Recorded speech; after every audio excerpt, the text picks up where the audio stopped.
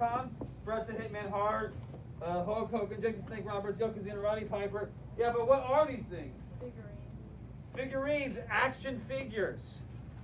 People have asked me, why do I have all of these WWF action figures over here and over here?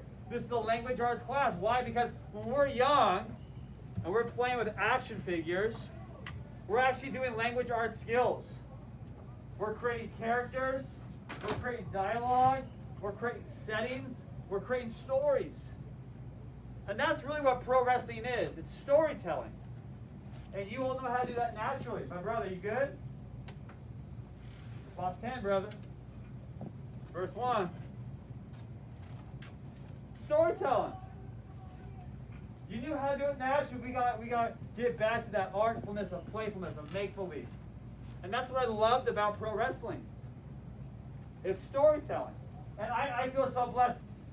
As a basketball coach, as a fan of pro wrestling, I got to watch Michael Jordan, Kobe Bryant, LeBron James in their prime.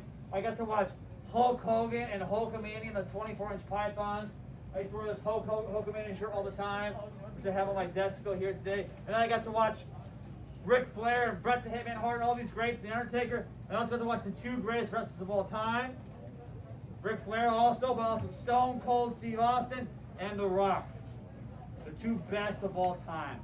And when I was a little kid, my brother Stuart and I, Monday Night Raw, Saturday Morning Superstars, it was huge for us.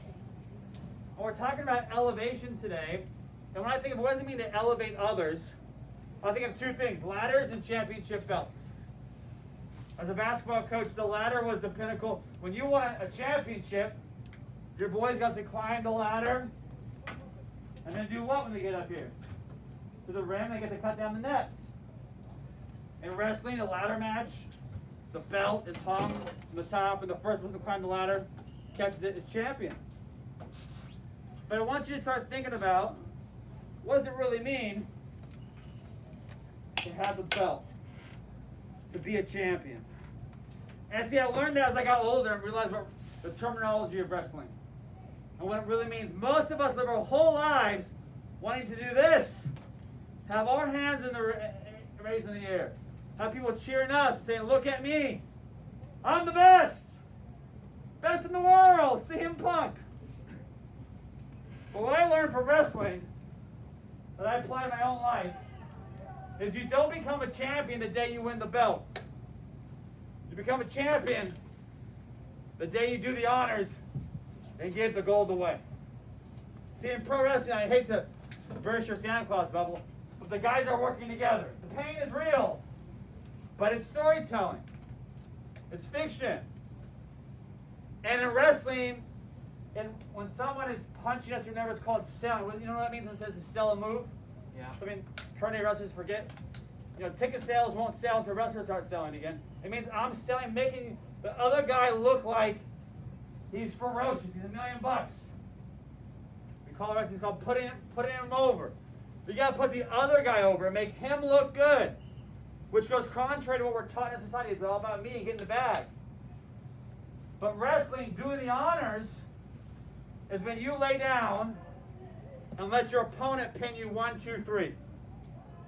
And as you're laying there flat on the mat, someone else's hand is being raised. Their music is playing. And they get to feel like a champion. Your greatest success in life are the ways you help others become successful. You become a champion when you put the other person over. When you do the honors, let their hand be raised in the air. That's what it really means to be a champion. Do you have the courage to give the gold away? Most of us don't. It's all about me. Doing well for yourself is good, but doing good for others is greater. The great one, The Rock, he's always doing good for others. Watch his Instagram. He's always putting others over, doing the honors. My icon in middle school was Stone Cold Steve Austin. His last match was with The Rock. And Steve Austin put The Rock over, and The Rock went to WrestleMania. And The Rock laid down next to Steve Austin and said, thank you, I love you. That's what you do for people when they put you over and they do the honors. Thank you. I love you. And as a little boy, all my life, I wanted to be like one of these big buff wrestlers. I wore my Hulkamania shirt everywhere. Then I wanted to be a badass like Steve Austin and The Rock. But I didn't get those monogenetics. And I didn't want to take steroids. So this body isn't going to make me a wrestler. So I thought, my days of becoming a champion weren't going to happen. But then they did. Twice in another arena. This English classroom. There was a student I had many years ago named Andrew Morgan, who was the top wrestler, amateur wrestling now, the top wrestler at this school. The best wrestler ever at Fat Valley High School, Andrew Morgan. In my class was a sophomore. His goal was to win the 5 counties wrestling tournament. And when he came up short and didn't quite make it, he was distraught, feeling bad. So like I did with that kid in the gold medal, I took one of my toy belts from when I was a kid. My brother and I, these toy belts that we had, these really meant something. Now they make them look all nice like the Winged Eagle up there. But we made cardboard cutout belts. They started selling cool belts. Like Toys R Us, we found this belt. It was amazing. It's all battered up. This meant something to us. And I gave one of these belts away to Andrew Morgan in a handwritten letter. Let him know, you're a champion in my eyes.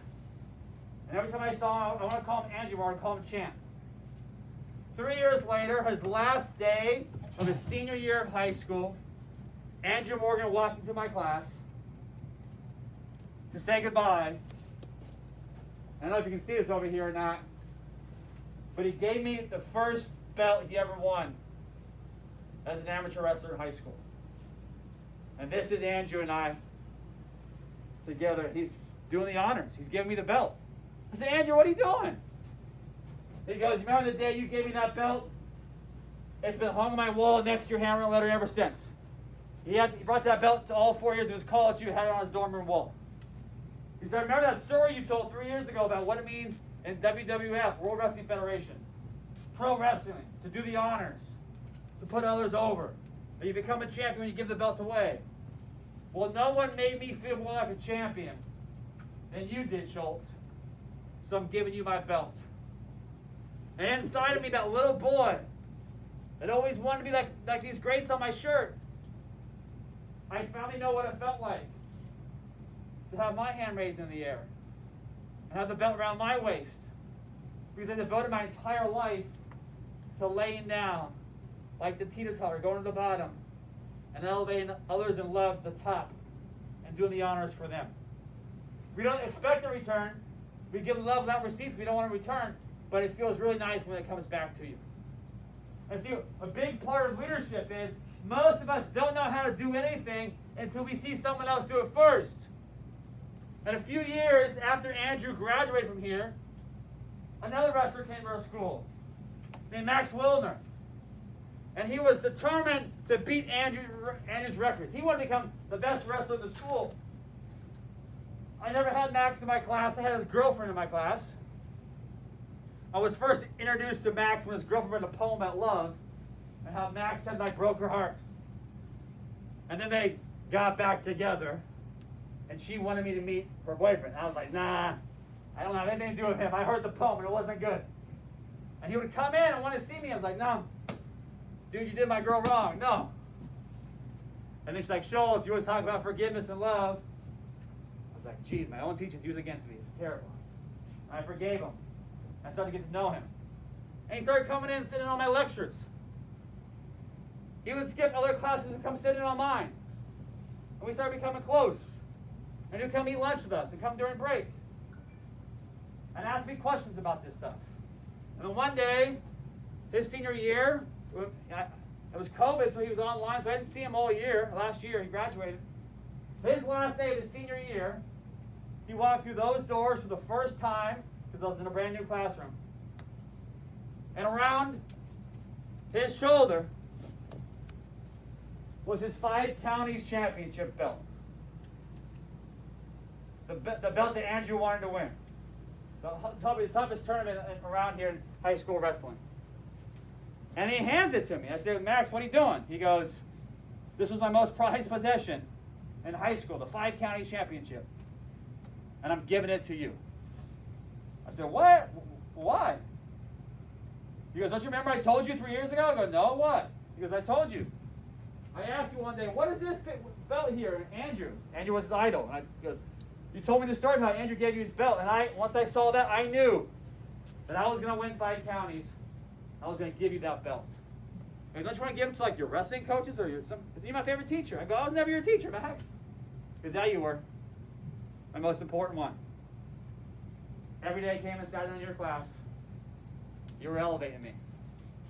I learned more about being a champion from you than anyone else. And like you taught, I'm going to give the belt away and do the honors for you. There's the picture up there of Max and I. He's giving me the belts. And once again, that little boy, his dreams came true again. And I felt like The Rock. I felt like Stone Cold Steve Austin. Woo! The Nature Boy, Ric Flair. I got to feel like strut and be a champion. Because these boys did the honors for me. Max just came back here last week. He's a Division I wrestler for Arizona State. I always love him. Comes, gives me a hug. Andrew and I are still close friends to this day. All-American, collegiate wrestler. But here's the thing. Here's the power. It wasn't just what I did, it was what Andrew did. The only reason Max even had the idea to give me his 5 counties belt is he saw his idol, Drew, do it first. We talk about gold medaling in love and loving first. Sometimes in order for others to love that large, they got to see you love that large first. That's real leadership. When years after Andrew had graduated and was no longer in here physically, his presence was still elevating others up. Most leaders, when they leave, everything leaves with them. It means they weren't really a leader, they were just a boss. But real impact, how you gain immortality, is when you leave, but your influence stays. And when people leave you, your teachings don't leave them. Still serving them the rest of their lives. How to be better. How to be better. Remember when we first started this leadership lecture 2 weeks ago. Leadership is being the very best human being you can be so you can elevate others to become better people too. It's about helping others climb the ladder, not getting it for yourself. When I was a young boy, my most prized possessions were these toy wrestling belts. And now as an adult, 2 of my most prized possessions are these 2 wrestling belts, given me by 2 champions who have helped make me feel like a champion. And they did the honors. That's elevation. When you meet someone here, on that teeter-totter, you bump them up even higher and show them a greater possibility of who they can be as a human being. And thus they bring others up with them as well. It's that multiple compounding effect. I mentioned my little brother when we were young, put on wrestling matches. Yesterday was his 33rd birthday. Shout out to my boy Stuart. And I would never let him win in the beginning. We have these little wrestling matches.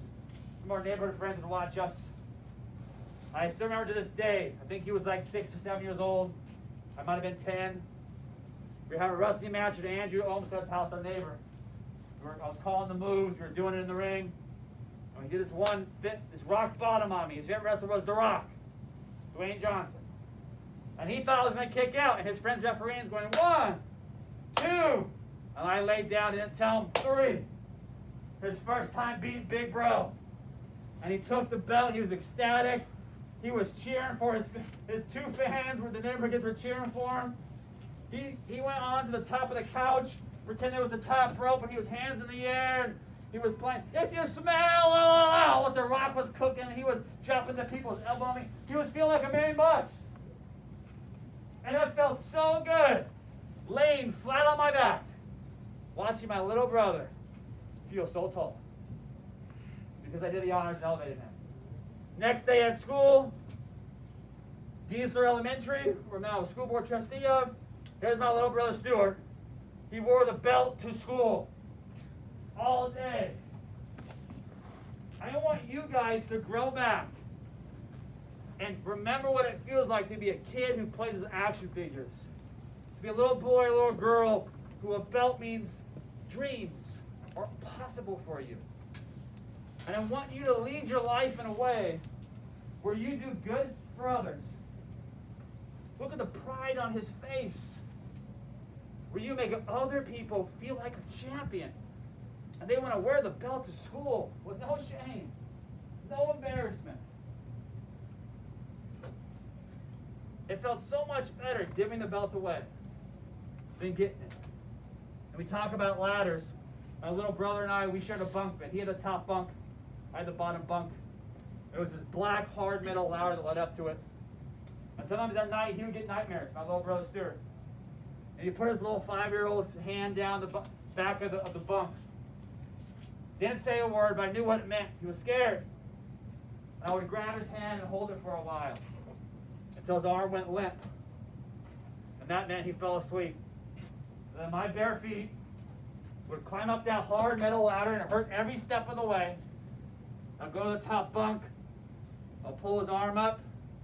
I would tuck him in. And then kiss him on the cheek. And wish my little prince sweet dreams. And come back down. And go to sleep. So much of what leadership is doing things in the dark that no one knows about, they don't say thank you for, they don't appreciate you for, but you do it because it's the right thing to do. And try to make someone else feel good about who they are. You want to make someone feel like a champion? Sometimes you got to hold their hand, literally, figuratively. Remind them they're not alone. You got them. Because their fear is running their life. People are afraid to be successful. They're afraid of what if I lose? What if I get made fun of? What if I get let down? And you got to remind them you got their hand all the way. There's no greater feeling when you see them now raised up in the air, on the top, either cutting down the net or feeling like a champion. And you're sitting in the crowd, in the background, clapping for them, just cheering them on. I wish you lives of honor because you did the honors for others. And you know what it feels like to see them being celebrated? And I wish you all those moments like I got to experience thanks to Max and Andrew, where people give you their belts and your childhood dreams come true and you get to feel like a champion too. It's a beautiful, beautiful existence when you seek to serve others and love them unconditionally. And doing so, you elevate them to become better people and achieve higher heights than they thought possible.